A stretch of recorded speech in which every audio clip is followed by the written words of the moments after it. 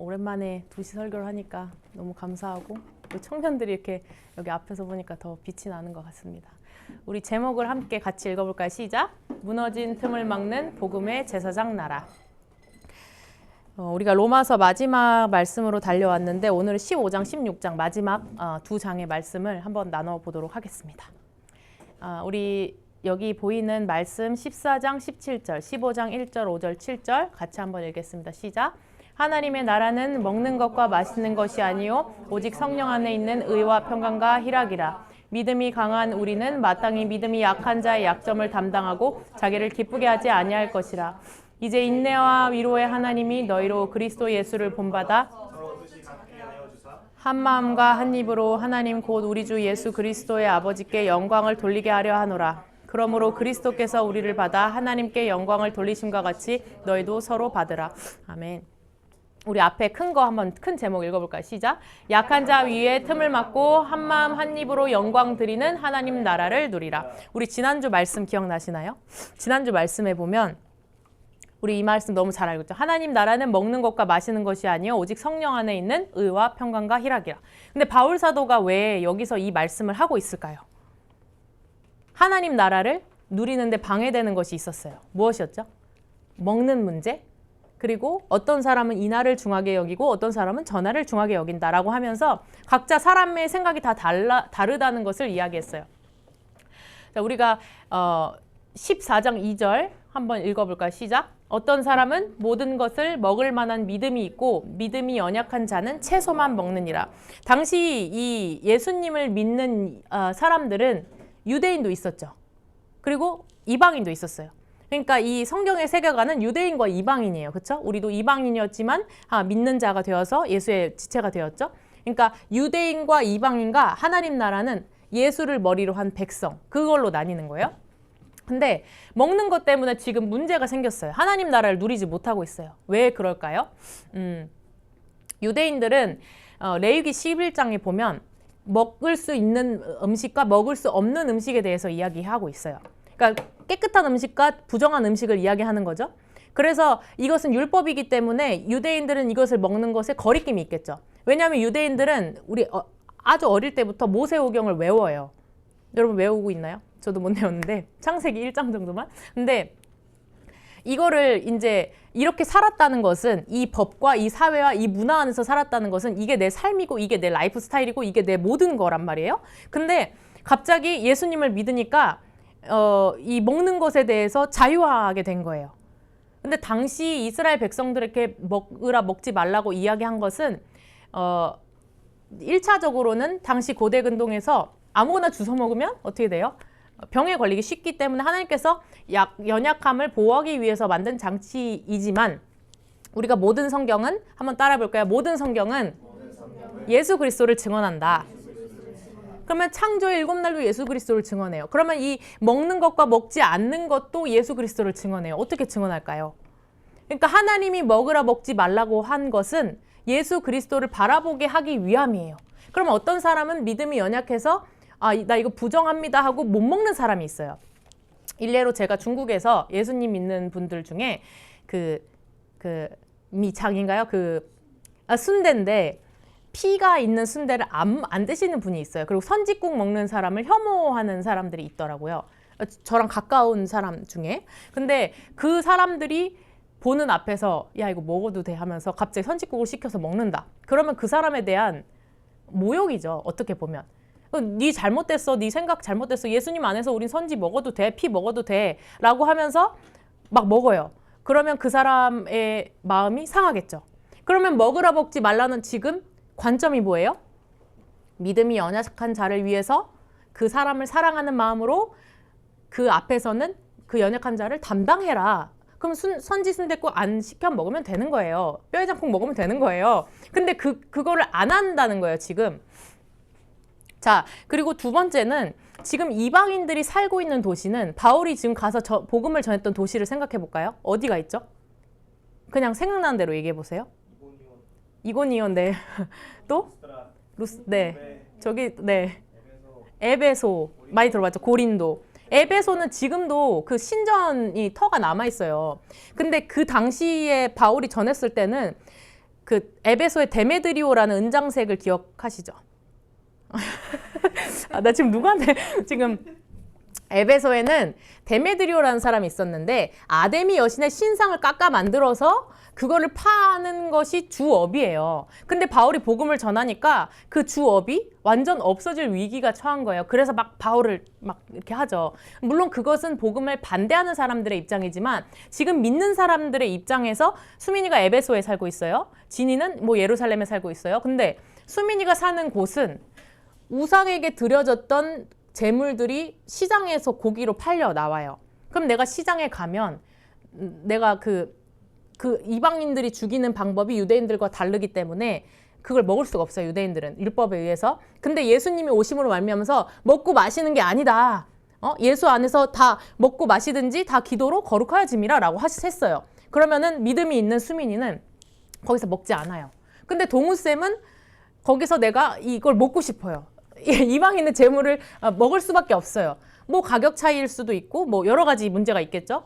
근데 거기에 사는 사람들한테 너 그거 먹는다고 수민이 자매가 저기 동우 오빠한테 그딴 식으로 살지 말라고 예수님 믿는데 왜 예수님 믿는 거 맞냐고 정말 예수님 믿냐고 그렇게 정죄하는 사건들이 일어났기 때문에 바울이 지금 이야기하는데 그래서 사도행전에서는 편지를 써요. 이방인의 믿은 사람들한테 보면 우상의 더러운 것과 음행한 것과 목매어 죽인 것 그리고 피를 먹지 말라라고 했어요.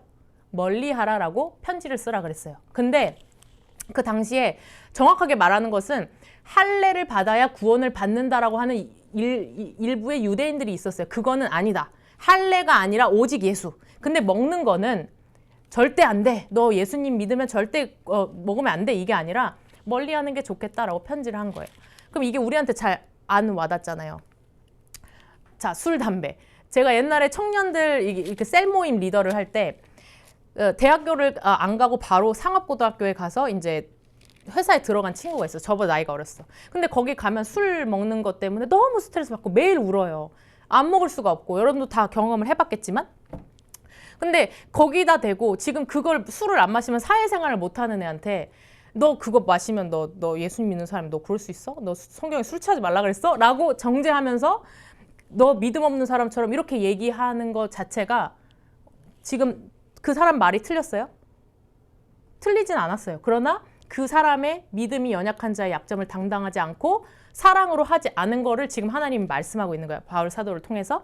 그렇다면 우리는 그러니까 연호 형제 술 마셔도 되고 담배 좀 피셔도 됩니다. 이 말일까요? 아니죠. 멀리 하는 게 좋겠다. 왜? 이 술과 담배의 그 내면에는 인간을 유혹하게 하는 방탕하게 하는 죄악이 가득하기 때문에 멀리하는 게 좋겠다. 그냥 안 하는 게 좋겠다라고 이야기하는 거예요.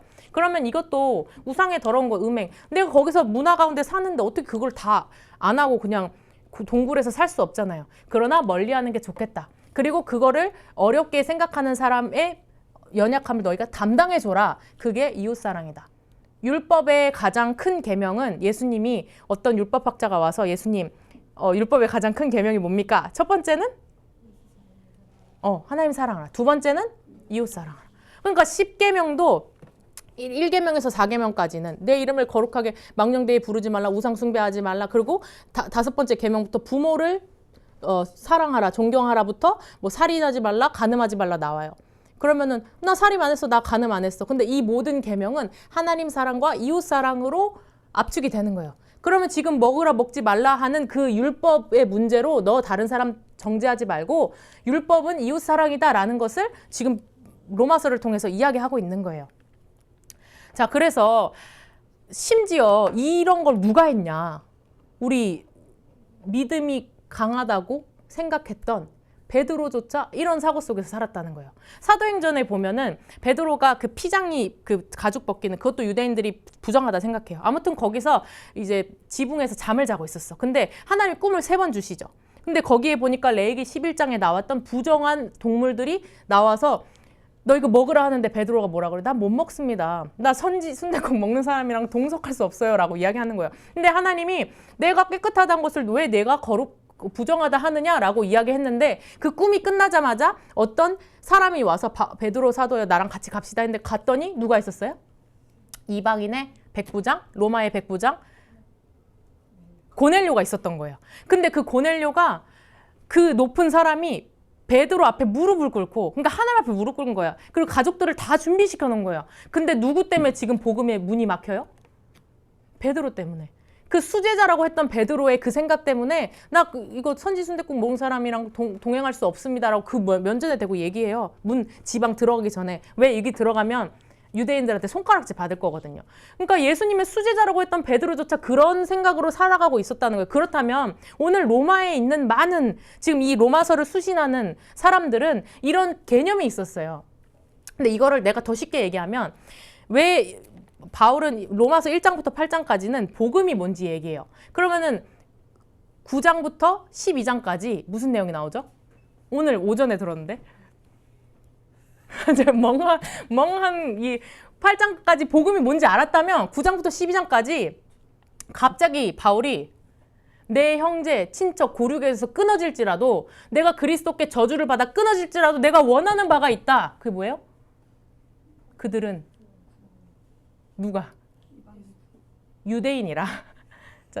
그들은 지금 좀 당황스러워서 말이 안 나는데 그들은 유대인이라. 그러니까 바울이 지금 이방 교회인 로마에게 복음을 전하는데 1장부터 8장까지 복음이 뭔지 말했어요. 근데 9장부터 갑자기 내 마음에 진짜 끊이지 않는 고통이 있다. 그건 내 형제인데 내 형제들 유대인들 때문에 내가 진짜 예수님 구원 안 받아도 생명책에서 내 이름 지워져도 내가 이들을 위해서 기도한다. 그 마음 하나님의 마음이고, 근데 그걸 말하면서 유대인들이 예수님 믿지 않았어요. 근데 이방인들한테 복음이 넘어갔죠. 그래서 우리한테 복음이 온 거야. 근데 하나님이 이방인들의 숫자가 차면 지금 거의 마지막 시대가 됐기 때문에 이방인의 선교의 문이 닫히고 있어요. 왜? 선교사님들 다 들어왔잖아. 그리고 선교의 문이 막 닫히고 있어. 이방인의 문이. 근데 이방인의 문이 닫히면 유대인들이 식이 나서 질투가 나서 쟤네 왜 구원받아 선민도 아닌데? 라고 하면서 돌아와요. 그때 예수님 마지막 다시 오신다고 했어. 그게 예수님 시간표예요. 로마서에 나온. 근데 내가 그렇게 끊어질지라도 원하는 유대인들의 구원을 지금 여기서 말하고 있는 거야. 그러면 무슨 얘기를 하냐면 유대인들한테 이방인은 어떤 존재예요? 원수고 강아지, 개의 존재예요. 심지어 왜 사마리아 사람들을 왜 예를 들면은 이 위에서 예루살렘 이렇게 직선으로 가면 빠르잖아요. 근데 이렇게 돌아가요. 왜? 그 중간에 사마리아가 있거든. 왜냐하면 알죠? 진이 알죠? 왜냐하면 사마리아가 당시 북이스라엘은 아수르의 포로가 됐는데 혼합 정책을 폈어요. 그러니까 이방인들랑 결혼했기 때문에 그 사람들은 강아지예요. 그러니까 이방인이나 사마리아인 자체가 그냥 이방인이야. 그러니까 유대인들은 그 꺼리끼는 거예요. 유대인과 이방인은 하나가 될 수 없어요. 근데 하나님의 구원의 경륜에는 에베소서에도 보면 유대인과 이방인 사이에 막혔던 담을 깨트리시고 예수님이 하나로 만드셨다 그랬어. 한 세 사람. 이것이 영어로 하면 one new man을 만들었었단 말이에요. 예수님 안에. 이게 하나님의 구원의 경륜이에요. 다시 말하면 이게 잘 안 받아들여지잖아. 우리나라로 치면 남과 북이 지금 하나 될 수 있어요? 사상도, 지금 경제적인 어떤 것도, 문화도 하나가 될 수 없어. 우리나라에 찢겨진 좌우가 하나 될 수 있을 것 같아? 예를 들면 좌파 있어, 우파 있어. 하나가 될 수 있을 것 같아? 안 돼. 어려운 거야. 우리가 봤을 때 어려운 거야. 근데 이걸 하나 만드시는 것이 예수님의 구원의 경륜이에요. 그래서 예수님의 제자는 몇 명이죠? 12명. 12명 이거 알죠? 12명 중에 어떤 사람이 있었냐? 세리 마태가 있었어요. 세리 마태는 당시에 매국노예요. 매국노. 세리는 그러니까 세금을 걷잖아. 로마의 세금을 유대인들한테 걷는 거야. 근데 유대인이었어. 그리고 거기에는 또 예수님 다른 제자들 중에는 열심당원이 있었어. 그러니까 열심당원은 뭐냐? 내 나라 유대인의 조국 회복을 위해서 열심을 내는 사람이야. 근데 12명 중에 이 두 사람이 같이 있었어. 완전 우리나라 좌와 우보다 더 심한 상태예요. 근데 예수님이 왜 이런 사람들을 한 제자로 부르셨을까? 오늘 예수님 이 말씀을 통해서 우리가 믿음이 약한 자의 약점을 담당해라. 하나님 나라는 먹고 마시는 것에 있지 않는다 얘기하면서 너 먹는 거 선지자국 중요하다. 이 얘기가 그냥 단순한 이 얘기가 아니라 오늘 내가 진짜 예수님과 내가 하나 될 수 없을 것 같은 그 사람에게 너가 믿음이 연약한 자 담당해라. 어느 정도까지? 예수님이 십자가에서 그들을 위해서 죽으신 것까지. 지금 그 얘기하는 거예요. 먹고 마시는 게 그래서 하나님 나라는 먹고 마시는 게 아니야. 그래서 하나님 나라는 성령 안에 있는 의와 평강과 희락이야. 이거 누리는 거야. 먹고 마시는 게 아니야. 지금 먹는 문제 얘기하는 게 아니야. 라고 하나님께서 얘기하는 거예요. 왜? 복음을 알면 우리가 누가 되느냐? 복음의 제사장이 돼요. 제사장은 뭐냐? 이제 말씀을 먼저 읽고 설명할게요. 읽어볼까요? 시작. 우리는 나로 이방인을 위하여 그리스도 예수의 일꾼이 되어 하나님의 복음의 제사장 직분을 하게 하사 이방인의 제물로 드리는 것이 성령 안에서 거룩하게 되어 받으실 만하게 하려 하심이라. 이해되죠? 복음의 제사장은 뭐예요? 누구를 제물로 드려요? 이방인을 제물로 드려요. 다시 말해서 믿지 않는 사람들을 하나님께 제물로 드리는 사람이 제사장이야. 그러면 예수 그리스도를 믿고 복음을 아는 사람들은 하나님의 복음의 제사장이 되는 거예요. 여러분이.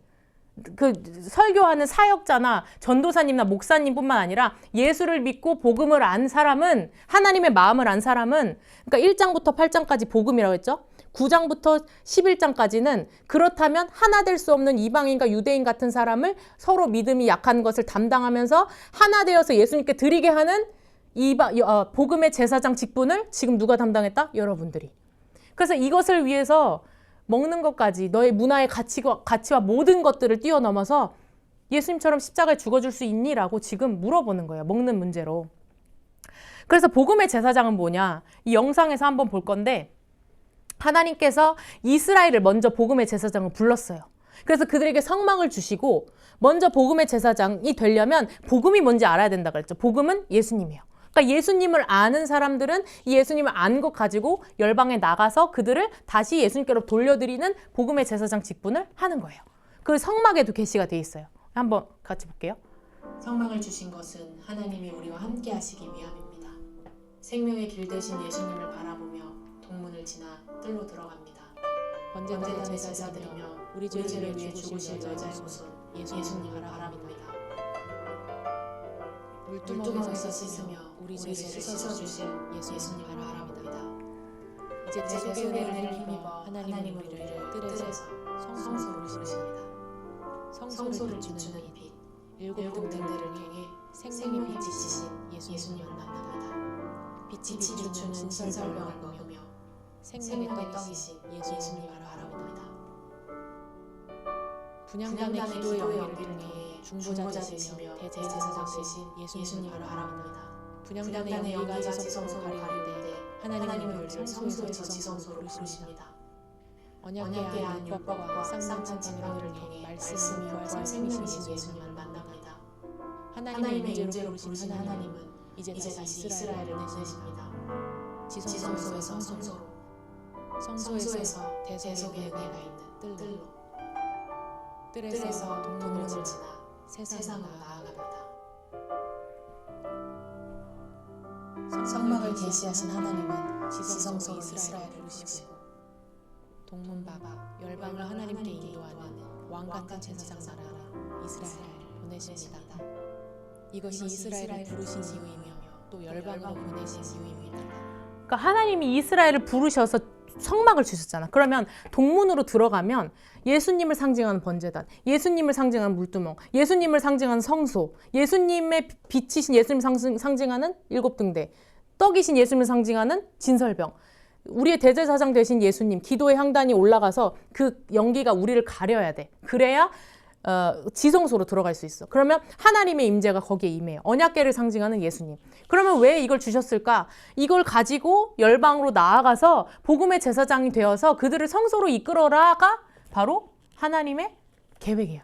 근데 이 성소의 모형은 원래 에덴 동산이에요. 아담과 하와에게 생명나무이신 예수님을 주셨잖아. 영원히 먹고 영생하는 생명. 그리고 선악과를 주셨잖아. 선악과는 뭐야? 하나님과 우리의 관계가 하나님은 창조주, 우리는 피조물. 알게 하는 거예요. 율법과 같은 거예요. 그리스도께로 인도하는 거예요. 근데 그들이 범죄했어요. 선악과 따먹었어. 그래서 어느 문으로 쫓겨나요? 동문으로 쫓겨나잖아. 그래서 두루 도는 불칼로 그걸 지키고 못 들어오게 하잖아. 왜? 영생할까 하노라. 생명나무를 따먹고. 그 사람은 지금 아담과 하와는 영생할 수 없는 상태예요. 왜? 선악과를 먹었기 때문에. 예수님의 구속의 사역이 필요해요. 그래서 성막을 다시 주시고 예수님을 바라봐라, 예수님을 바라봐라, 5가지 제사를 통해서 예수님을 바라봐라 하면서 다시 그 복음을 알았다면, 모든 게 예수님인 걸 알았다면 나아가서 열방을 데리고 와라. 그래서 우리 다시 한번 해볼까요? 모든 성경은 예수님을 증언한다. 성서도 예수님을 증언한다. 에덴 동산도 예수님을 증언한다. 그러니까 다 예수님을 증언하고 결국 복음의 제사장으로 이스라엘을 부르신 거예요. 이제 하나님의 복음의 제사장 직분을 하게 하는 이유를 알겠죠. 그러니까 먹는 얘기하면서 하나님 얘기하면서 먹는 얘기하면서 이제 믿음이 연약한 자들의 그 연약함을 담당해라. 하나님 나라는 먹고 마시는 것이 아니다라고 얘기하면서 너희는 복음의 제사장이다라는 얘기를 하는 거예요. 왜 이렇게 이야기하는지 맥락을 알겠죠.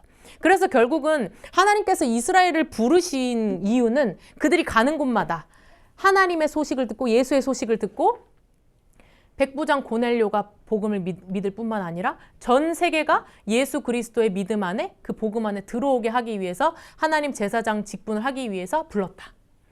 자, 그렇다면 하나님이 이스라엘을 불렀을 때 먼저 복음을 알게 하잖아요. 우리도 로마서 1장부터 8장까지 복음을 안 것처럼 하나님이 이스라엘을 부른 다음에 어디에 도착했어요? 출애굽해서? 그렇죠. 시내산. 자신 있게 말해주세요. 시내산에 도착했어요. 근데 거기서 예수님을 알 수 있게, 그러니까 복음을 알 수 있게 레위기라는 성경을 주셨는데, 물론 다 예수님 알게 하지만 레위기는 예배하는 거잖아요.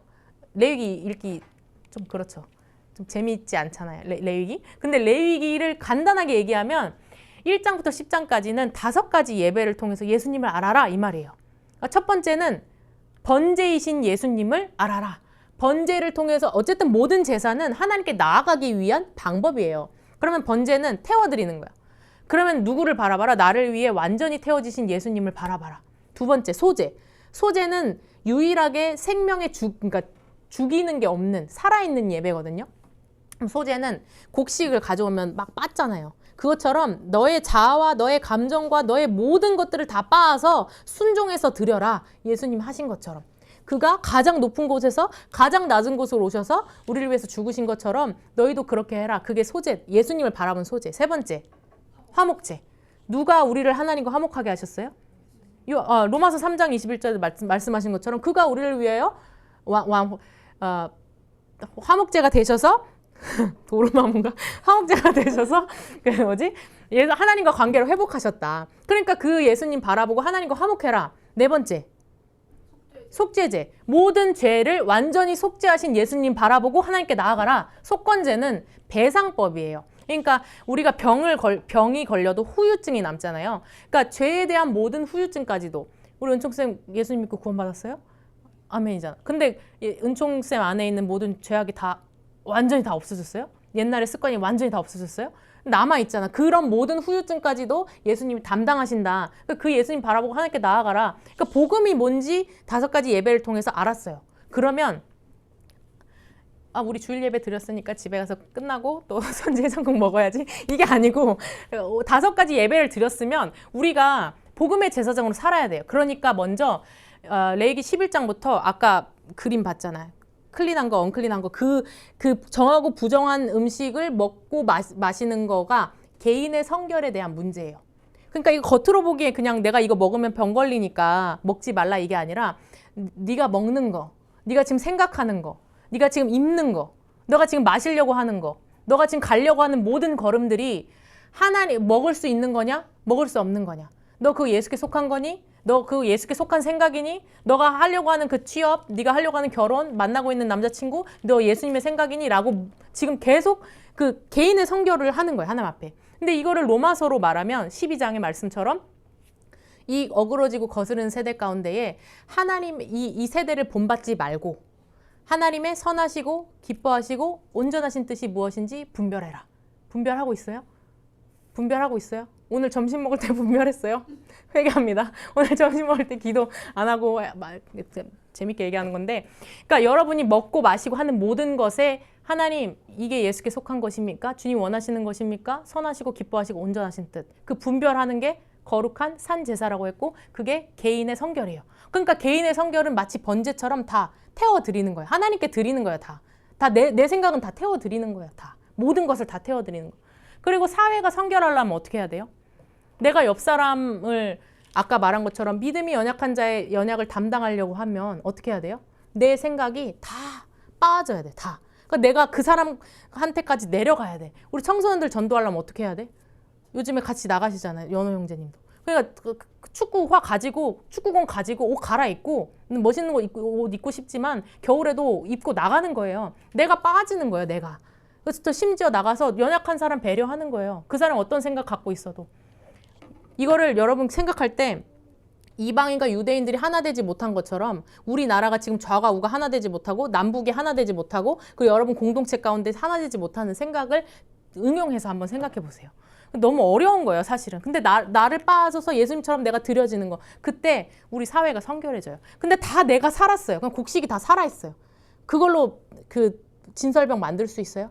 아무것도 하나님, 그러니까 소재는 뭐냐면 빻아서 이 가루로 내가 빵을 만들면 하나님 원하신 빵을 원하신 빵으로 만들어 드리고 구워서 드려야 되면 원해서 드리는 거고 뭐 부풀어야 되면 부풀어야 되고 이 모든 것을 하나님 뜻대로 하는 건데 다 자기가 살아서 하니까 사회가 성결할 수 없어요. 그러니까 개인의 성결이 무너지면 사회가 성결할 수 없어요. 그리고 제사장은 화목제와 같이 예수님이 하나님과 우리가 죄 때문에 단절돼 있는 상태를 누가 화목해 만들었어요? 대제사장이신 예수님이 친히 죽으심으로 하나님과 관계를 화목해 만들었잖아. 그러니까 제사장 성결도 그러니까 11장에서 27장까지 제사장의 성결에 대해서 나와요. 그러니까 제사장 어떻게 씻어야 되고 어떤 옷을 입어야 되고 이런 말이 나와요. 그러니까 뭐 목사님 어떻게 옷 입어요? 수민자매 올 때 뭐 이쁜 옷 입고 와요. 이런 차원이 아니라 먹고 마시는 차원, 입는 차원이 아니라 하나님과 화목해 하시는 예수 그리스도 바라보고 제사장 성결해라 그 말이에요.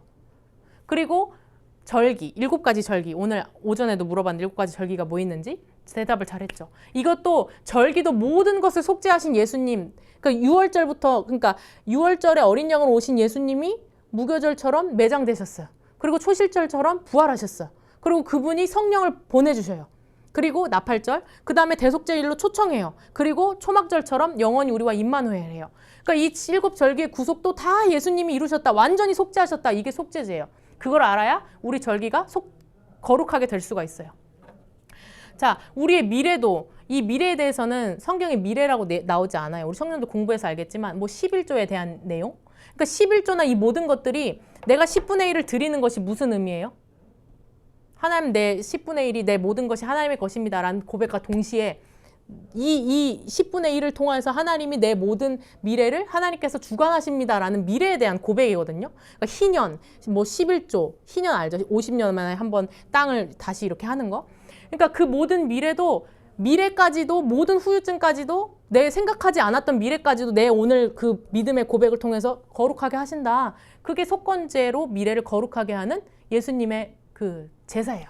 그러니까 이 5가지 예배와 5가지 예배를 통해서 거룩하게 함을 깨달았다면 이제 이스라엘 백성들은 어디로 가야 돼요? 이방으로 가야 돼. 열방으로 이제 출발을 해야 돼요. 그래서 시내산에서 1년 동안 이거 배운 다음에 출발하는 거야. 그 증거의 장막 위에 구름 기둥과 불 기둥이 떠올라요. 그러니까 낮에는 구름 기둥을 따라서 가는 거예요. 하나님이 가시는 길에. 그래서 아까 말했듯이 그러면 개인 성결은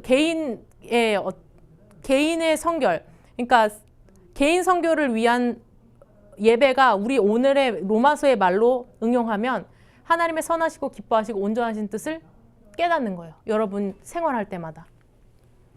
그래서 12장에서는 이제 개인 산제사를 드린다면 이제 사회로 나가기 전에 교회 공동체 안에서 연습하는 거예요. 각 지체가 각 역할이 다르다. 누구는 같이 가서 축구해주지만 누구는 기도해주고 누구는 음식을 차려주고 다 다르다 하고 교회에서 연습하는데 그리고 나서 어디로 나가요? 세상으로 나가요. 그래서 뭐라 그래요? 너 박해하는 자를 위해 축복해라.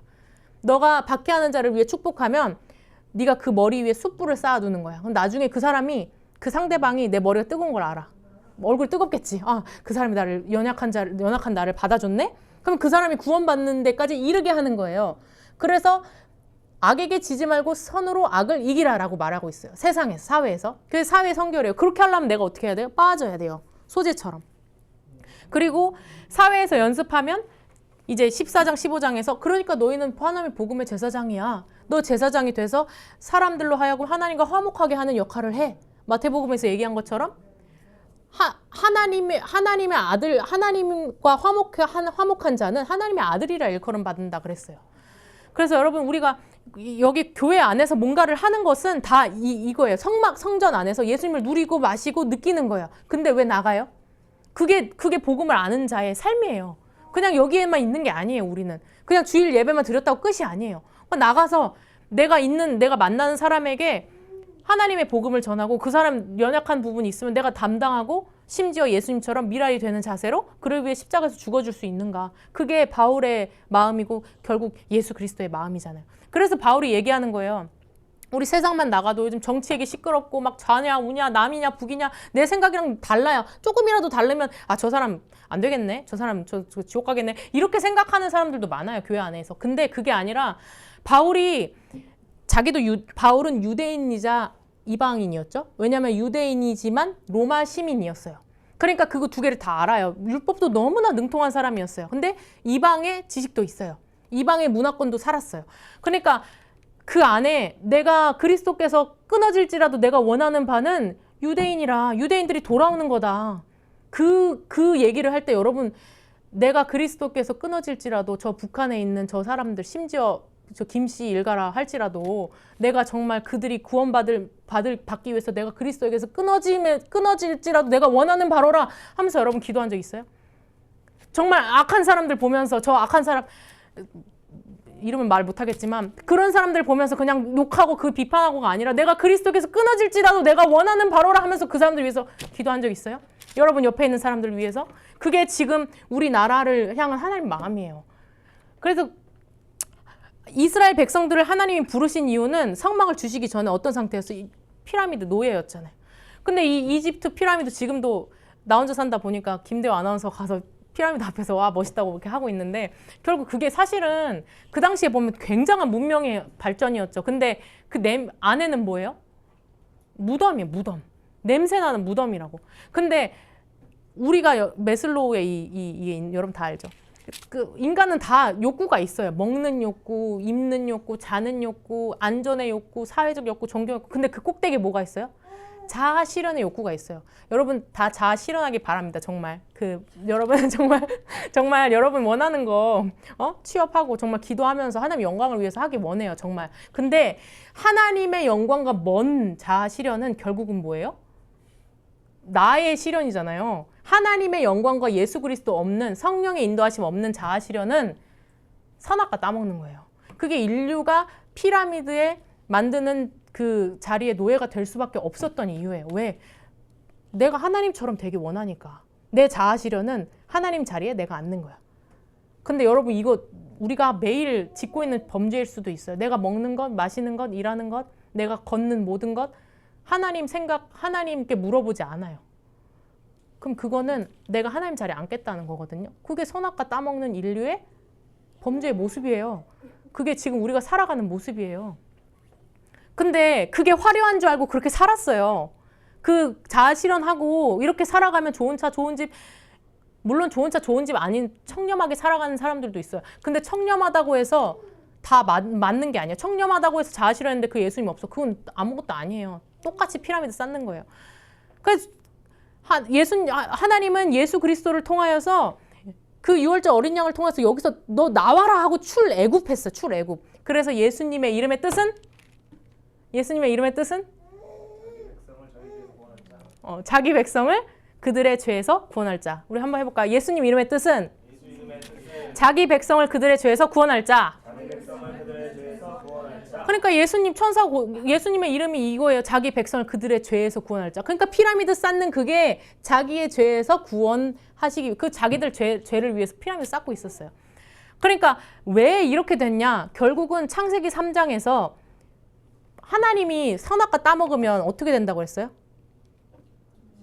내가 반드시 죽으리라 그랬어요. 반드시 죽는다. 삐스 했어요. 근데 사단이 야 하나님이 반드시 죽는다고 했어? 라고 물어보지 않아요. 사단은 너무 지혜로워. 머리가 좋아. 그래서 먼저 뭐라고 물어봤냐? 수민아, 하나님이 그 에덴 동산에 있는 모든 나무 먹지 말라고 했어? 라고 물어본 거야.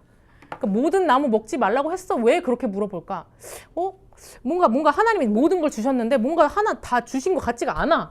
뭔가 분명히 다 주셨어. 선악과 이외의 것은 다 먹을 거리로 주노라라고 했어. 근데 사단이 그렇게 얘기하니까 다 안 주신 것 같아. 그러니까 다 안 주신 것 같아 하나님이. 그러니까 아니 그건 아닌데 동산 나무의 중앙에 선악과에 있는 거 따 먹으면 죽을까 한다고, 죽을 수도 있다고 그렇게 하나님 얘기하신 것 같은데 라고 얘기하니까 그 순간 사단이 거짓말의 아비인 사단이 너 안 죽을 거야 라고 하나님의 말을 정면으로 바꿔버린 거야. 그게 사단의 속성이에요. 그러니까 사단은 처음부터 우리한테 그렇게 이렇게 쉽게 얘기하지 않아요. 왜? 거짓의 아비니까. 그래서 사단은 이런 모든 일을 통해서 우리를 뒤에서 이렇게 유혹하고 있어요. 그래서 그 하나님 없는, 기준 없는 자아 실현은 너희가 눈이 밝아져 하나님과 같이 되어 선악을 알 줄 하나님이 알기 때문에 그렇게 하셨다라고 유혹하는 거예요. 그러니까 우리가 하나님 없는 모든 영광과 하나님 없는 모든 피라미드 자아 실현은 뭐예요? 내 눈이 밝아져서, 내 눈이 밝아져서, 죄악된 내 눈이 밝아져서 내가 선악을 판단하고 내가 좋으니까 내가 이 길이 좋은 것 같으니까 가는 거예요. 내가 이 길이 나쁜 것 같으니까 안 가는 거예요. 그게 하나님의 자리를 찬탈한 인류의 범죄의 모습이라는 거예요. 그래서 이 영상을 한번 보겠습니다.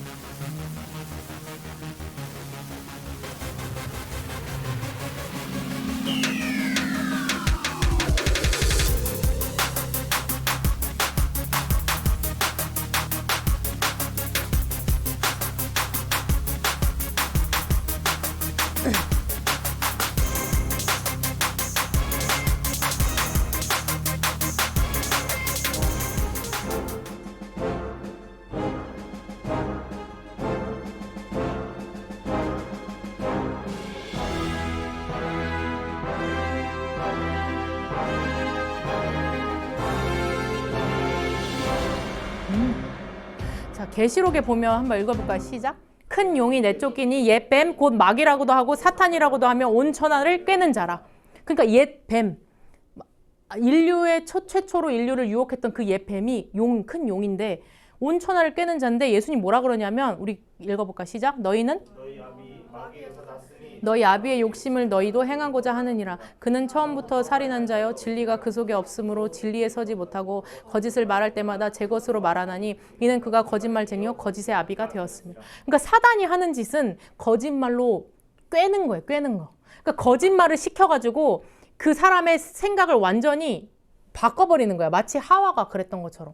하나님 모든 거 다 줬는데 모든 것 안 준 것처럼 느껴지게 하고 하나님 선악과 먹으면 반드시 죽는다고 했는데 죽을까 하노라 하고 생각을 바꿔버리는 거야. 그러니까 로마서에서도 이 거짓에 속은 사람들이 생각이 허망해지고 미련한 마음이 어두워져서 하나님을 모른다고 해요. 스스로 지혜 있다 하나 스스로 우둔하게 되어서 하나님께 유기된 버림받은 존재가 된다고 이야기한단 말이에요. 여러분 우리나라도 지금 정치로 막 너무 시끄러워요. 근데 좌와 우와 이게 지금 남과 북과 이게 아니고 누가 거짓말하는지를 봐야 돼. 누가 거짓으로 지금 사람들을 선동하고 있는지를 봐야 된다고. 좌나 우나 똑같아요. 근데 지금 사단이 하는 짓은 교회 안에서도 얼마나 많이 싸우는지 알아요? 교회 안에서도 나는 좌쪽인데 나는 우쪽인데 하고 서로를 찢어놔요. 좌가 맞다 우가 맞다. 그러니까 사단이 지금 심지어 부부 사이에도 한쪽은 좌고 한쪽은 우에 서로를 찢어놓고 가정을 찢고 교회를 찢고 세상을 찢고 나라를 찢어가지고 삼키려고 해요. 그게 사단의 속성이에요. 거기에 말려들면 안 되고 우리는 이 속이려고 하는 것은 사단의 속성이구나. 근데 거짓의 기초에서 지금 이 나라를 세우려고 하는 자가 누구냐? 그것을 알고 우리가 대비하고 정말 기도해야 돼요. 우리나라는 여러분 잘 알겠지만 기도하면서 우리나라 시작됐어요. 국회 할 때. 우리나라 정말 하나님께 맡기고 시작한 나라예요. 하나님이 보호하서 우리나라 만세 정말. 그래서 우리나라가 그 기독교 가치로 하나님 믿음의 가치로 시작됐는데 그것을 꺾으려고 하고 그것을 거짓으로 하려고 하는 이 시대에 그것을 위해서 여러분 기도해야 돼요. 그래서 혼미한 영이 그 사람들의 눈을 가려서 진실을 보지 못하게 하는 것을 여러분 기도해야 되고 나 스스로도 내가 뉴스를 볼 때는 무엇을 볼 때 또 누군가 이야기할 때 하나님 내가 그 미혹된 영에 휘둘리지 않게 하시고 진리를 보게 해주십시오. 그렇게 기도해야 돼요. 왜? 진리가 너희를 자유케 하리라. 사실 그 진리는 내가 말하는 어떤 정치의 진리 정말 신문 보도도 진리를 봐야 되잖아요. 트루스를 봐야 되잖아요. 근데 그 진리의 진짜 진리 중에 진리이신 분이 누구예요? 예수님이잖아요. 그러니까 예수님을 봐야 돼요. 결국은 다시 해보면 모든 성경 따라해볼까? 모든 성경은 예수님을 증언한다. 다시 말해서 모든 일반 역사도 예수님을 증언한다. 그러니까 지금 이 일반 역사도 예수님을 증언하려고 이런 일이 일어나고 있는 거예요. 너희 진짜 진리를 보고 있니? 너희 진짜 진리이신 예수님을 보고 있니? 아니면 사단에게 미혹되어 살고 있니? 라고 지금 물어보시는 거예요. PPT 좀 해주세요. 그래서 예수님이 그 속에 진리가 그 속에 없으니까 말할 때마다 너희 거짓말을 한다. 지금 예수님 직접 이 말씀을 하시는 거예요. 여러분 근데 이스라엘 백성들한테 이렇게 부르고 이렇게 예수님을 통한 제사를 알려주고 예수님을 통해서 개인부터 이 미래까지 성결하는 방법을 알려줬는데 왜 이스라엘 백성들이 이 이집트에서 나와서 이 시내산에서 이 예배하는 방법, 예수님 아는 방법, 5가지 성결의 방법을 알려줬는데 왜 결국 이스라엘의 결론은 바벨론의 포로가 됐냐는 거예요. 그래서 에스겔 말씀에서는 왜 이스라엘 백성들이 지옥의 땔감이 됐냐고 이야기하는 거예요. 여러분 이 말씀 잘 기억나죠? 동훈 선생님이 청소년들 할 때 이 말 되게 많이 했어요. 왜 지옥의 땔감이 되었냐? 여러분 에스겔 말씀에 보면 이 4중직에 대해서 이야기하고 있는데 왕, 제사장, 판관, 사사, 재판관, 그리고 선지자 이 4가지는 다 예수님을 나타내는 예수님이 주신 직분이에요. 근데 선지자들은 자기 마음대로 예언해요. 그러니까 이건 안 믿는 사람 얘기하는 게 아니에요. 지금 이스라엘 안에서 쉽게 말해서 강단에서 자기 이익을 위해서 말하는 사람들이 있다는 거예요. 마치 양의 탈을 뜬 늑대처럼 겉으로는 축복의 말을 하지만 그 안에는 인본주의의 말이 가득해요. 그리고 돈을 위해서 탐심을 위해서 예언해요. 이런 자들을 영혼을 사냥하는 자라고 했어요. 그래서 정말 무서운 말씀이지만 저도 이번 주 말씀 준비하다가 수요일날 포기하려고 했어요. 아니 PPT 준비하는데 너무 힘드니까 지원이도 막 울고 하니까 그냥 동생이 근데 그게 아니라 나도 정말 두렵고 떨리는 마음으로 말씀을 준비하고 내가 말하는 것이 정말 성령님 도와달라고 나 진짜 간절히 기도하면서 두렵고 떨리는 마음으로 하고 있어요. 근데 당시 이스라엘 백성들 사이에 선지자들이 말씀 전하는 사람들이 이러고 있었다는 거예요. 그러니까 거짓을 이야기하고 있었다는 거예요. 제사장들은 율법을 어기고 성물을 더럽히고 거룩한 거 구별하지 않고 안식일을 구별하지 않아요. 그러니까 지 맘대로 사는 거예요. 그러니까 세상 사람들처럼 똑같이 살아요. 목사님들이 그 사역자들이. 그리고 당시의 고관, 재판관, 지금 재판관들 생각해 보세요. 불의한 이익을 위해 피를 흘려 영혼을 사냥해요. 여러분 이런 일이 얼마나 많아요? 이런 구분 재판 때문에 정말 치료받아야 할 마음의 상처받은 그 살인자 때문에 내 자식이 죽었다고 생각해요. 근데 그 판단을 굳게 해요. 그 얼마나 그 영혼이 아파요? 근데 하나님은 예수님은 그 소자 하나 잃어버리면 그 영혼 잃어버리면 너 연자맷돌 달아서 너 죽는 게 낫다라고 그렇게까지 말씀하신 분이에요. 근데 당시 재판관들이 이렇게 하고 있었던 거야. 그리고 백성들은 포악을 일삼고 빼앗고 가난한 사람 압제하고 나그네를 부당하게 학대한 거예요.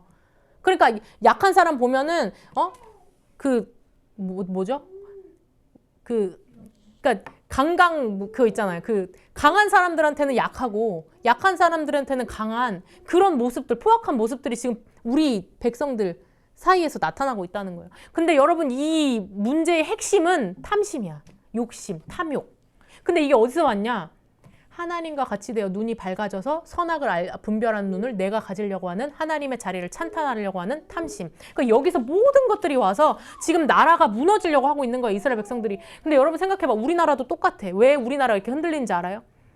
선지자, 말씀을 전하는 자들부터 잘못됐어요.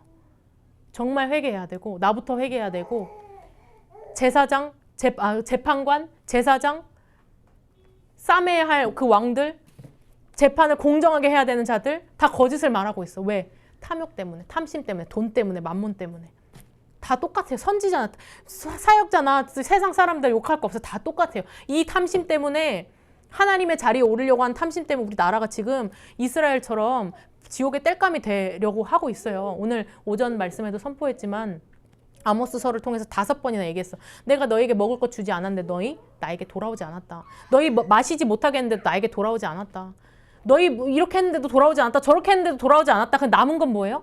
너희 불구덩이에 집어넣을 수밖에 없다. 이거. 너희 전쟁 속으로 집어넣을 수밖에 없다. 이거예요.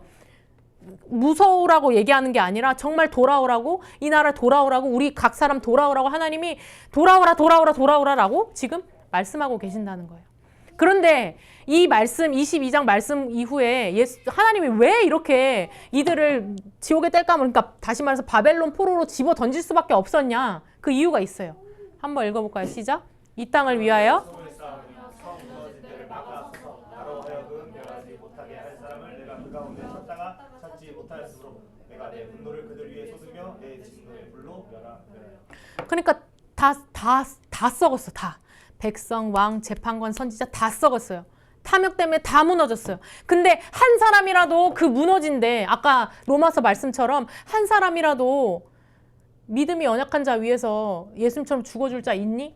한 사람이라도 너 지금 좌우 지금 비판하는 게 아니라 그 사람 위해서 너 죽어줄 수 있는 마음으로 내가 내 형제 고륙 친척에게서 그들을 위해서 그리스도에게서 끊어질지라도 내가 원하는 바로라 하면서 기도할 그 사람, 여기 한 사람 있어요? 그 한 사람 있으면 하나님이 내 분노에 내가 여기다 안 쏟겠다라고 말씀하셨어.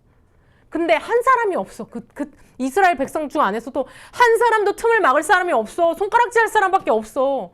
백성들은 다 무지해. 진리를 몰라. 예수님을 몰라. 그러니까 다 무너질 수밖에 없어. 바벨론에 갈 수밖에 없어. 근데 이 틈을 누가 막아요? 예수님이 막는 거야. 이 틈을 막는 사람은 예수님밖에 없어. 내가 저주의 자리에서 내 스스로 저주를 받고 내가 그리스도에게서 끊어질지라도 예수님이 하나님에게서 끊어졌어요. 그래서 예수님 십자가에서 엘리 엘리 라마 사박다니 하나님 하나님 왜 나를 버리시나이까. 그 죄인의 입장에서 예수님이 선포하신 거예요. 아무도 틈을 막으려고 하지 않기 때문에. 근데 오늘 하나님이 그 사람을 한 사람을 찾고 있어요. 근데 너무 놀라운 것은 이들이 결국 그래서 바벨론 포로에 갈 수밖에 없었어. 근데 에스겔이 환상을 봤는데 이 예루살렘 성전에 하나님의 그 영광이 있던 성전, 거기에 하나님의 영광의 그룹 보좌가 있었어. 근데 이 사람들이 하나님을 떠나니까 하나님이 바로 그냥 탁 떠나버린 게 아니라 잠깐 예루살렘 성전 동문에서 머물러요. 그들을 보면서 무슨 생각을 하셨을까? 하나님 떠나고 싶지 않아. 그런데 이 성전이 회파되고 이제 바벨론 포로로 갈 수밖에 없어. 지옥의 불 땔감이 될 수밖에 없어. 근데 하나님 너무 마음이 아픈 거야. 그래서 동쪽 문에 잠깐 머물러서 이들을 바라봐. 누가 한 사람이라도 틈 막을 자가 있냐? 누가 한 사람이라도 틈 막을 자가 있냐? 그리고 또 감람산까지 가셔. 거기서 또 기다리셔. 누가 한 사람이 틈 막을 자 있냐? 연약한 자를 위해서 담당해줄 누가 있어? 정말 한 사람이 있어? 근데 없는 거야.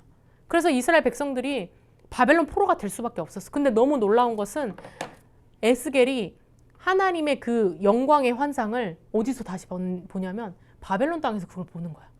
그러니까 이 사람들이 내가 먹지 못하게 하고 여러 가지 또 코로나 전염병을 통해서 너네 알게 했잖아.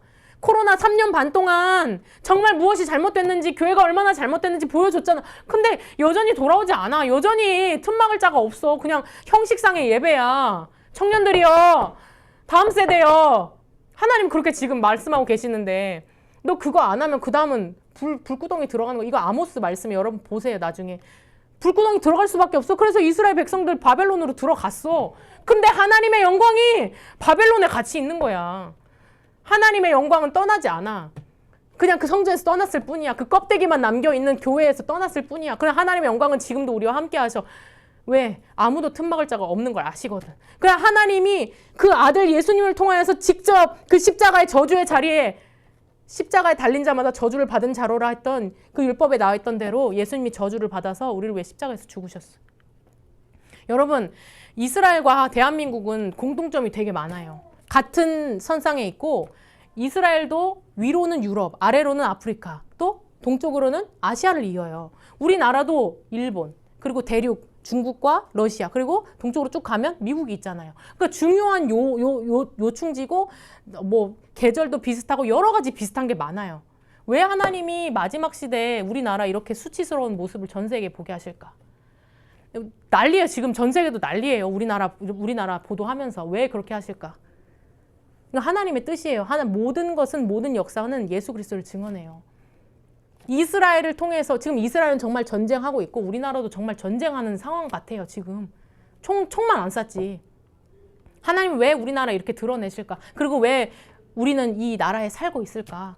하나님 마지막 때 경고하는 거예요. 하나님 마지막 시대에 바벨론 포로 가기 전에 이스라엘 백성들한테 너희는 이것이 여호와의 성전이라는 거짓말을 믿지 말라. 겉으로 보이는 이것이 성전이라는 거짓말을 믿지 말라. 너 지금도 하나님의 자리를 찬탄하려고 하는 선악과 따먹는 그 죄악, 그거 회개해라 라고 마지막 기회 주시는 거예요. 그래서 우리는 회개하고 오늘 정말 거짓에 속아서 휘둘려서 지금 좌나 우나 남이나 북이나 찢어진 이 사람들을 위해서 하나님, 내가 그리스도에게서 끊어질지라도 내가 이들을 위해서 기도하겠습니다. 내 친구 위해서 기도하겠습니다. 라고 마지막 지금 기회를 주시는 거예요. 우리나라를 통해서. 전 세계에.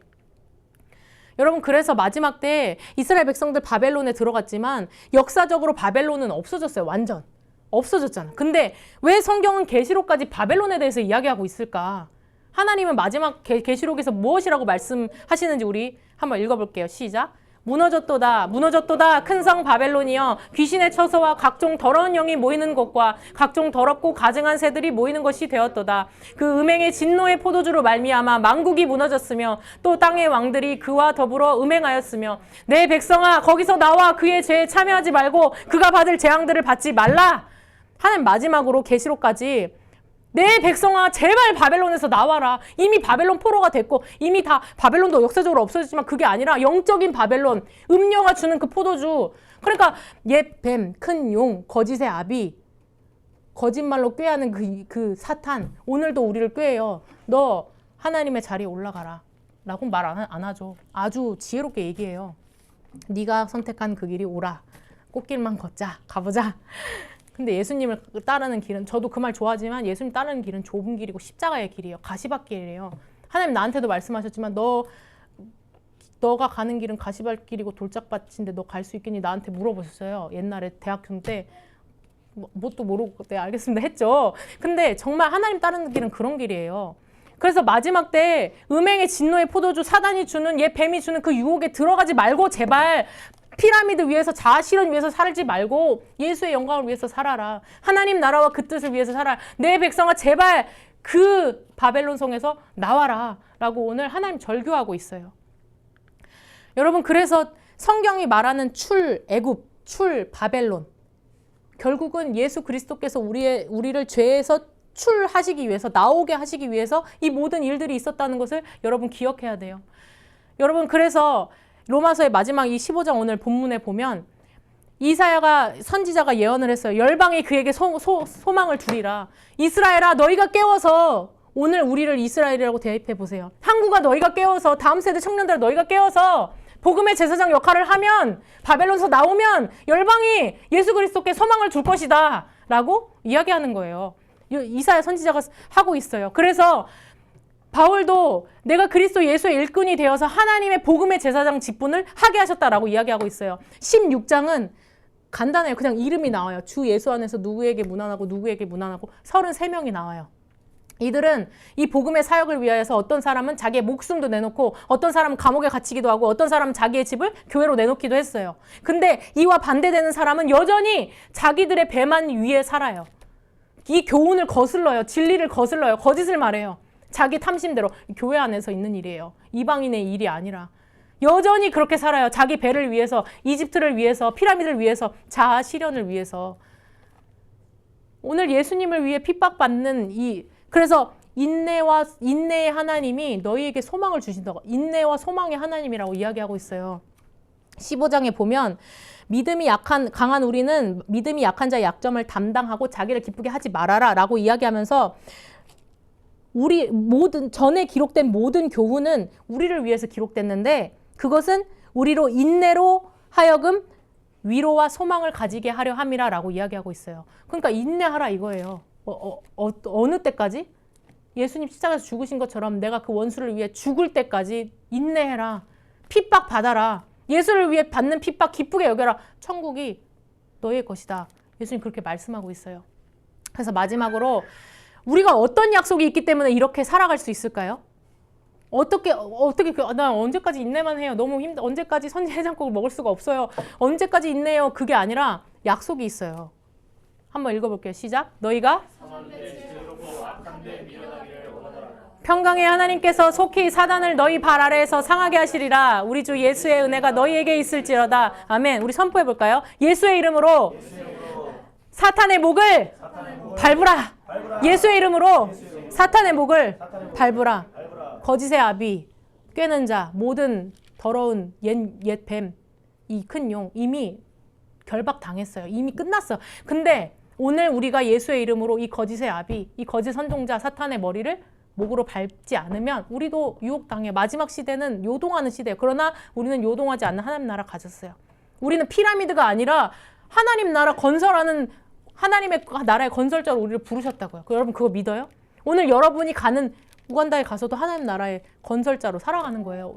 여러분 어딜 가든지. 여러분 여전히 피아노 쳐주세요. 여전히 자기 배만 위해서 살아가는 그런 사람들은 그에게서 떠나라. 끝이에요. 그냥 그에게서 떠나라. 근데 오늘 정말 이 약속을 믿고 내가 끝까지 인내한다면 하박국 선지자에게도 언제까지입니까? 언제까지 인내해요? 언제까지 저 불의한 사람들 잘 되는 거 보고 내가 하나님 나도 예수님 믿으면 잘 되는 거 아니? 그게 아니고 언제까지 저 불의한 사람들 그냥 놔두실 거예요, 하나님? 하나님 뭐라고 말씀하세요? 이미 심판했어. 이미 하나님 심판이 시작됐어. 이 묵시는 정한 때가 있나니 반드시 이루어질 것이고 지체하지 아니하리라 라고 하박국 선지자한테 말했어요. 그러니까 하박국 선지자가 뭐라 그래요? 영혼이 기뻐서 오직 의인은 믿음으로 말미암아 살리라. 내가 먹을 것, 무화과나무 열매, 포도나무 열매, 외양간에 송아지, 내 일할 것 없어. 상관없어. 나 여호와로 인하여 기뻐해.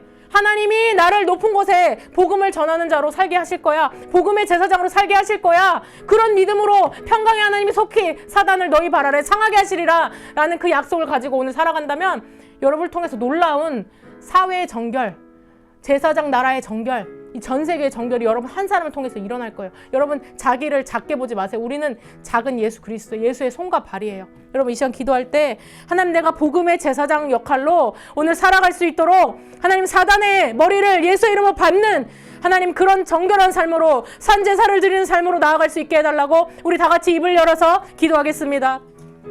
하나님 감사합니다. 이 시간 복음의 제사장으로 부르신 각 사람 한 사람을 주님께 올려드립니다. 하나님 우리가 작아 보이지만 연약해 보이지만 하나님 우리는 죄인이지만 그러나 예수 그리스도의 큰 능력으로 우리를 구원하시고 하나님 오늘 사단의 머리를 예수 이름으로 밟는 하나님 평강의 하나님이 속히 사단을 너희 발 아래에 상하게 하시리라는 그 말씀을 우리에게 주셨사오니 오 하나님 우리가 하나님 예수 그리스도 없는 자아 실현을 하나님 사단의 모든 유혹을 예수의 이름으로 밟게 하시고 하나님 이 세대를 미혹하는 모든 미혹의 영들은 거짓의 영들은 예수의 이름으로 떠나갈지어다. 하나님 우리나라를 남북으로 찢고 하나님 좌우로 찢어버리려고 하는 모든 죄악된 생각들 하나님 예수의 이름으로 끊어주시옵소서. 예수의 이름으로 깨끗게 하여 주시옵소서. 하나님의 일하심을 하나님 기대합니다. 하나님 주님을 바랍니다. 하나님 주님을 바랍니다.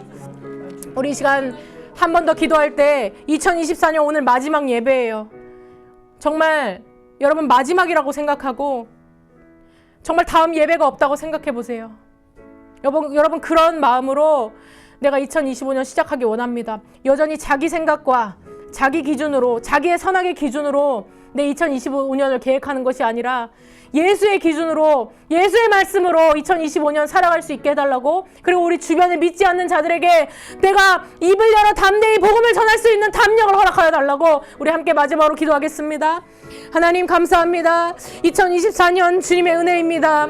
주님의 은혜입니다. 하나님 우리가 연약할 때 죄인 되었을 때 여전히 주님과 원수 되어서 내 생각대로 살아가는 우리를 위하여서 십자가에서 죽으신 예수 그리스도 모든 것이 은혜입니다. 성령의 능력으로 하나님 승천과 부활의 능력으로 오늘도 예수의 이름 사용하게 하신 모든 것이 주님의 은혜입니다. 하나님 세상의 가치관, 애굽의 가치관, 바벨론의 생각들 주님 이제는 버리게 하시고 뽑고 파멸하고 하나님 무너뜨리고 다시 한번 심고 건설할 수 있도록 예수의 나라를 건설할 수 있도록 주님 여기 있는 청년들과 청소년들 다음 세대들을 일으켜 주시옵소서. 하나님 우리를 그 지옥의 불때감부터 하나님 구원하여 주시고 우리가 정말 남은 자가 되어서 살아갈 수 있도록 2025년 정말 새로운 거룩한 모습으로 정결의 모습으로 살아갈 수 있도록 거룩한 신부로 살아갈 수 있도록 주님 우리에게 능력 더하여 주시옵소서. 하나님의 능력을 하나님의 심장을 하나님의 마음을 우리에게 부어주셔서 하나님 그렇게 살아갈 수 있도록 제사장 나라로 살아갈 수 있도록 주님 붙들어 주시옵소서. 하나님 감사합니다. 정말 감사합니다. 하나님 하나 될 수 없는 우리를 예수 안에 한 새 사람으로 지으시고 이제 예수의 손과 발이 되어서 예수의 군사가 되어서 이 세상을 정복하고 이기며 하나님의 진리로 복음으로 하나님 내 원수를 위해 죽어줄 수 있는 사랑으로 이 땅을 채워주시니 감사합니다. 물이 바다를 덮은 것 같이 하나님 예수의 사랑이 여기 있는 다음 세대와 청소년과 청년들을 통하여서 여기 있는 모든 자들을 통하여서 하나님 전해지게 하시고 여기 있는 한 사람을 통하여서 이 한 사람의 거룩과 성결을 통하여서 이 나라를 살려주시고 하나님 우리가 틈을 막는 그 한 사람 되기 원하오니 하나님 우리의 기도와 우리의 작은 헌신과 하나님 결단을 받아주시옵소서. 하나님 우리를 사용하시고 하나님 우리를 일으키실 주님을 찬양합니다. 예수 그리스도의 이름으로 기도합니다. 아멘. 우리 다 같이 나는 예배자입니다. 함께 찬양하겠습니다.